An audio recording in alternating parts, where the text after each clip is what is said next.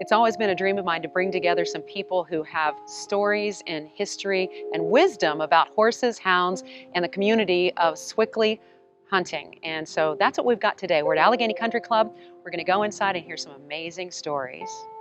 Well, they go back to when horse and buggy, really, with my one grandmother that rode side saddle. So her love for horses started then, I'm sure, in Pittsburgh, horse and buggy.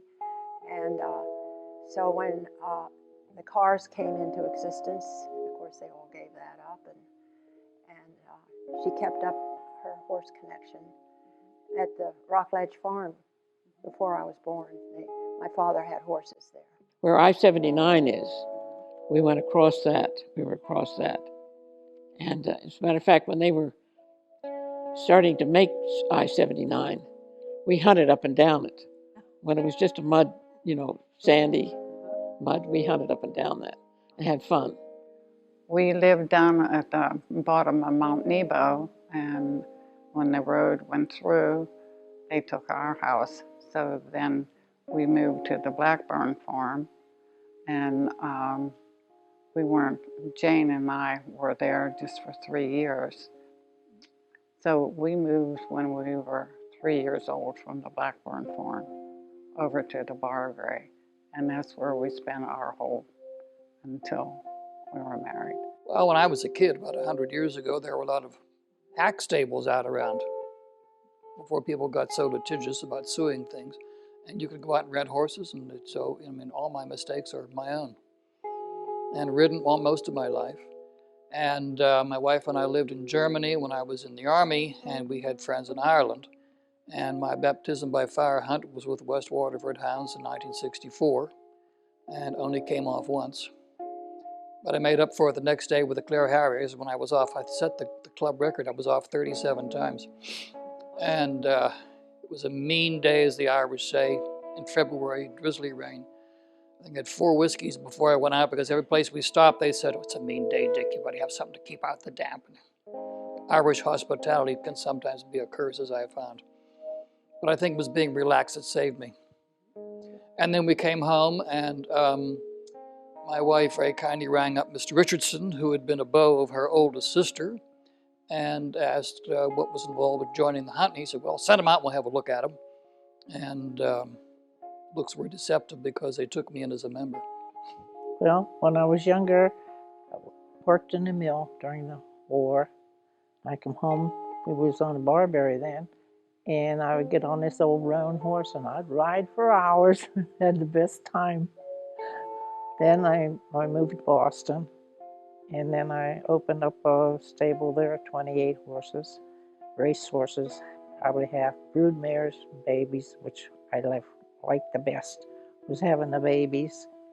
And then I was there for 30 years, and then I come home to take care of my mom, and here I am, 37 years later. The Sewickley Hunt founding members were a rugged bunch. Their commitment to riding and training the hounds and horses continues today. Modern safety protocols were never considered in the excitement of past hunts. We would jump 3-rail fences. Nobody ever took a fence down. We would go through people's pastures and just jump whatever came along. But now they take them way down. And I go along and have the man put them way up. And I just can't bear to have them just go over these little trippers. Well, Dick Smith was just telling me about Bud Richardson jumping a 5-foot stone wall. And that's a little high for me. 4 foot was high enough for me. We would jump whatever came in our way. Whether it was a stone wall, or whether it was a post and rail, or whether it was a tree that had fallen.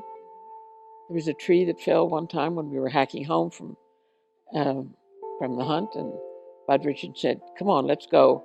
And it was easily 5 feet, and he just sailed over it. So I just sort of closed my eyes and kicked, and we went over. I remember one time the hunt, they lost the hounds right in the pipeline. It was Lynn Sugar, and I don't know who the master was. They rode through my barn on horseback trying to get the hounds on the other side of the barn. I was furious. I didn't say anything, but I fought it. They rode through the barn, Yeah, and our barn is not that big. that's what I said. You know how little that is, but they ducked down the way they went. Standing there with my mouth wide open. I was put on the chef's horse, and I was about 8 years old. My father took me up there, and I froze. My hands were freezing, my feet were freezing, and I said, "Ooh, let me get off this horse and go home." But I was all, they had live fox hunting up there, so I was blooded. They call that when you're, for some reason I got up to the front of the field. I rode second in the second field most of the time. But I was up at the kill, and if you're up at the kill, you get blooded. What does that mean? You take the fox, a paw or some part of the fox, and they put it on your cheek. That's all I remember. I was only 8. So. Going over a fence, the left rein broke. And then all he could feel was a pressure on the right-hand side, so and I couldn't figure why I couldn't get him to straighten out, and the next thing I looked up, and as close as you are to me, I saw the tree. That was the last thing I saw. Never felt the crash. And all these chamber pot hats they wear nowadays, it was my old Irish derby that saved me. And my face was broken in 1, 2, 3, 4 places, bent my upper teeth in, collarbone, 3 ribs, and a bruised heart. And they sent for an ambulance, and it was an early morning cubbing meet, and the long wet grass, and the guys strapped me into the stretcher, and they started carrying me down the hill, and the one guy slipped and went down on his knees, and I said, "Wait a minute, I already had one accident, I don't want nothing." I was hunting in a month. Before that, they sent me to a dental surgeon who also did repair surgery on people's faces. And he said all the breaks were clean breaks. He said, "We'll just let Mother Nature take her course." And it did, and the teeth magically went back to where they should be. And I was back in the saddle again, as Gene Autry said. As we grew up, we moved over to the Bargray, all horse farm. Mrs. Burgwin had riding thoroughbred. Dr. Wilson was the vet, and her best horse, Tequila, had fell and broke its leg. And Dr. Wilson came there and put him on a suspender and kept him up. And they nursed him through, and he was really great. But she had a lot of great horses. And then when they were the master of hounds, it was just so great to see, the hunt. And they were both perfect. Family traditions continue today with gatherings and celebrations. Generations of talented riders have come out of this thriving and passionate group. Hunting has always been a democratic sport. And it's only in recent times it's begun to be seen as a snob sport. And if you read early 19th century hunting novels and memoirs of people, hunting was the great leveler. Everybody from a duke to a dustman came out into the hunting field, and once you were on a horse and hounds were going, you're on your own. And the Sewickley hunt held a great reputation, having wonderful, wonderful relationships with the landowners in the old days. So they had great fun, and it was being outside, and they loved these people. And I just can't say enough for it. Every Christmas, my dad would have to go over to the paddock where they lived. And then he would come home, and we couldn't wait to see what we were going to get. And so I always remember she gave us snowsuits. Mine was a red plaid, Jane's was a brown plaid. And we thought we were the world, believe me. When the war came, they left and to go into the mills. And my dad and us and my mother, we all worked that. And we did the thrashing, we did the baling, anything that was going, we pitched in. They did the horses, and and then when the war was over, they came back. And it was such a great joy when they had to hunt, and they were the master of hounds. Just to see them going through the different paddocks, and there's so many when the Sewickley hunt, when they went through their property, They always sent candy or some really, to let them know that they cared. It behooves people to come out properly dressed. Rat catcher in up until the opening meet. And then the opening meet, which was yesterday, everybody comes out in their very best colors. If they've earned their colors, they have gray on their lapels. And they have buttons, Sewickley Hunt buttons down the front. Top hats are worn by the men, and the derbies were worn by everyone. They could be worn by everyone. If you see any old pictures of hunting in England, because our first pack came over with George Washington from England. He introduced hunting over here to Virginia, and they had all top hats. And although he brought over a farmer's pack, and there were many farmers that hunted, and they just didn't care what they came out in. They wanted to hunt the fox. Well, there were some wonderful gentlemen in the hunt that we admired. Mr. Flower, Mr. Purseglove, Mr. Richardson. I heard. Just no names. Well, they were all businessmen, and they were maybe not some of the best riders in the world, but they were enthusiastic, and they were leaders. That was important. I remember the Robinsons. I was very small when they were masters. Mr. W.C. Robinson Jr. and Althea, his sister. And then there were two sisters, Miss Walker and Mrs. Kipp. They all rode. They went on picnics. They had picnics out in Big Sewickley Creek. They just had a wonderful get-together on people's birthdays, and they included all the children around too. You get it in your blood, and you can't get it out. The horses, yes. Good. The collection of equestrian art at the Allegheny Country Club illustrates many of the club's infamous members from days gone by. That photograph of the Burgwyns was taken when they founded the hunt. And how do we recognize the Burgwyns when they're on their horses? The bullet hole in the middle of his head. It's not a real bullet hole, No, but it is no, a dark spot. Black spot, yeah. Which is unusual. Behind them, between them, is my greatest friend in life, a man named Drayton Hurd, and it was he who drew up in 1935 the original charter for the borough of Sewickley Heights. He was my attorney and my great friend. So he's right in between. Right, Mr. and Mrs. between the Burgwyn. Burgwyns. And then the three ladies. with Three the top ladies, hats. which we refer to as the Three Graces, were the Walker sisters. Miss Catherine's the first one, Mrs. Kipp, the middle one, and Mrs. Stevenson, the side saddle rider, is on the right. And then Mr. Richardson on a little chestnut horse, and that's the horse he was riding when he jumped the 5.5-foot stone wall at Fair Acres. And then behind him with the horn is our wonderful legendary huntsman, Harry Black, and he was every bit of it. And then behind him is Mr. Flower, who was mentioned earlier. And then the lady standing and the man behind her, the brother and sister, Mrs. Richards, as she was then, and Mr. Robinson, who retired and succeeded by Mr. Richardson and Mrs. Semple as joint masters. This is Bill Tilden, who was a world-famous tennis player. And they played here the Davis Cup matches, I think back in the 30s, when the tennis courts used to be just outside the window here. The house up above them, above the tennis courts. That's Wilpon Hall, the Snyder stronghold, and it's the last of the great houses still in the hands of the family of the builder. And then we have down below the show ring for Sewickley. Right, yeah. So talk about that. Yeah, that was, it was the second greatest horse show in the nation. And fine carriage horses showed here, which won at White City, London, England, and the fabled Toronto Winter Fair.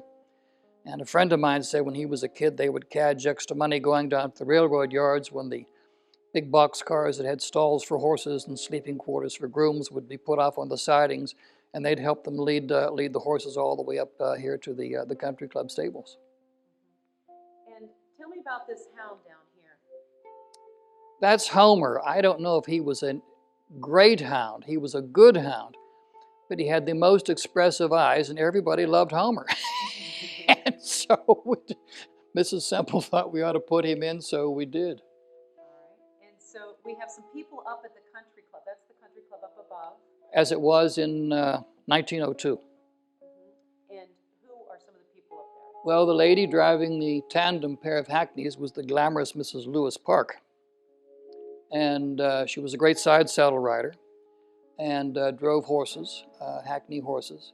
And standing in front of the leader is President Taft, who was entertained here, stayed at the house at Farm Hill, the Ray estate, and apparently was a great baseball enthusiast, so the members here organized a baseball game out here on the fairway in honor of him. And the man beyond Mrs. Burgwyn is a man named Eben Byers, who was apparently an extraordinary golfer and put the country club on the map, the golf world. And the one behind him, and the term, I believe it is whiffing, is Mrs. Semple completing her swing, but the ball, as you'll notice, is still on the tee. Tell me a little Well, bit she about was Phyllis Semple, the great golfer. And as Mrs. Thompson said, she was joint master for 5 years, then she retired to devote her life to golfing, and was a nationally known golfer, and produced an even bigger one. Well, Carol Semple is her daughter, and nationally renowned golfer, and inducted a few years ago into the Golfing Hall of Fame, and her father was president of the National Golf Association. Yeah. So they were a great golfing dynasty. It takes years and perhaps generations of riding to learn the intricate details needed to earn your colors and move through the ranks. You have to have the basics, like your dressage.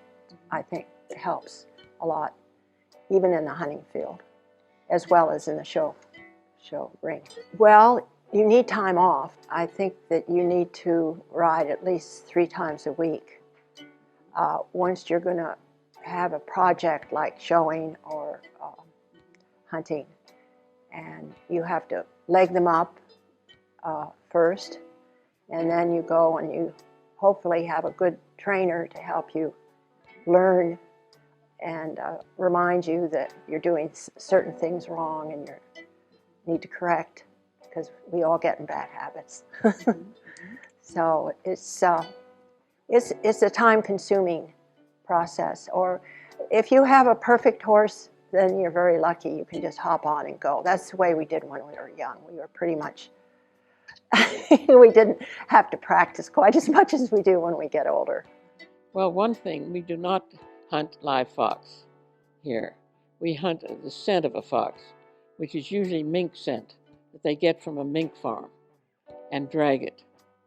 And so that we are not hunting live fox. I think the thing to do is to watch the hounds work, because the hounds will draw a covert, and then they'll go different places to find that scent. And to watch a hound work is a very interesting thing to do, I think. It's the most interesting thing to me. And particularly on a warm, sunny day like this, the scent would rise quite a bit. But the scent does rise a little bit, and then they're working their way through brush and through everything. Story. Mr. Burgwyn, when he retired from hunting, wanted to remain active. He said he would lay the drag. So he would tie a clothesline to his belt in the back, about 7 or 8 foot of clothesline with the rag with the scent dragging. He chugging across the countryside. Came through Browns and Laverne's and was climbing over the fence into Watton Pools. An old Butch Watton Pool was out, and he gave Mr. Burgwyn the hide sign. Mr. Burgwyn made a left turn and went over to Butch, and "Good morning, Butch, how are you?" and made their manners, and thanks for supporting the hunt. And Mr. Watton Pool said, "Would you care to wet your whistle, sir?" So they went a little farther, made a right turn, went down the cellar steps, and knocked back a couple. And Mr. Burgwyn, "Oh, Butch, I've got to go on, thank you." So he went out the opposite door, up the steps, back out into the field and on his way. And about 20 minutes later, yo, yo, yo, yo, they hear the music of the pack, and the mighty Sewickley pack sails over the fence, straight on, made a left-hand turn, a right down the cellar steps, all through the cellar, up the steps and out, and never missed a turn. We ran into some yellow jackets, and I was about the 3rd person to pass. And my horse is very thin-skinned, and it was up and down, and I couldn't bail out. So I was bucked off. I mean, it was so quick and fast. The bees are really hard on them. Those stings are really hard on the horses and people. So there were about 4 people behind me, right on my tail, that got it too, and so we had 4 or 5 loose horses that day, running all over the place, because people had to get away from their horses.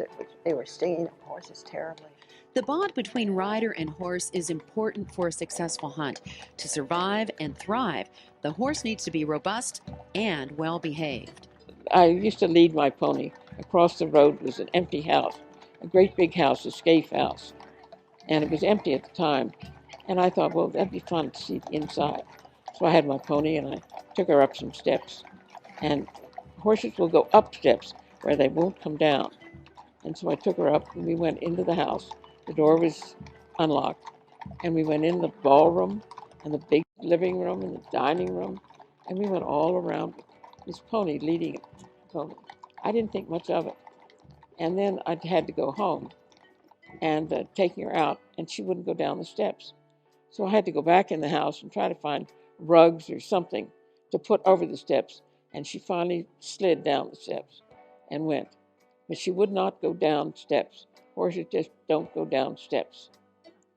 And so anyway, I went back years later when the house was lived in and said I'd had my pony in here, and the owners didn't think it very, very funny.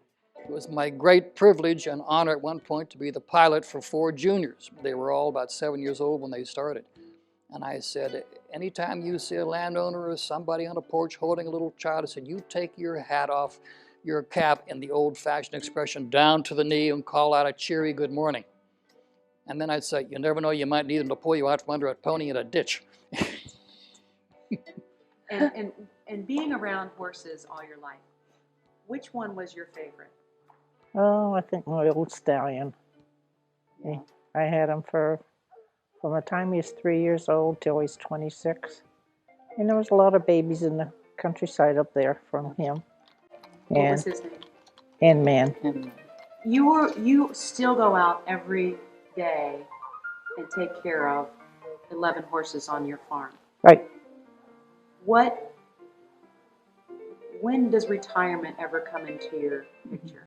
I said to Ruth, she said to me, when are you going to quit? I says, when I can't put my hands around the pitchfork, then I'll quit. Since we sat down at Allegheny Country Club to make this film, Mrs. Thompson has passed away. Those that knew and rode with her hope that she and her pony are together again. Jane Wary is also retired from barn work, as she is in her 90s now and is probably wrapping her hands around a hot tea but watching over her farm and the horses that are still there. Mrs. Metcalf has retired from riding to the hounds as a master but still inspires us. I thank these legendary heroes for sharing their colorful stories and laying the pathway to inspiring us to good sport, living life to the fullest. Remember, never pass up an opportunity to hunt. You may miss out on the ride of your life.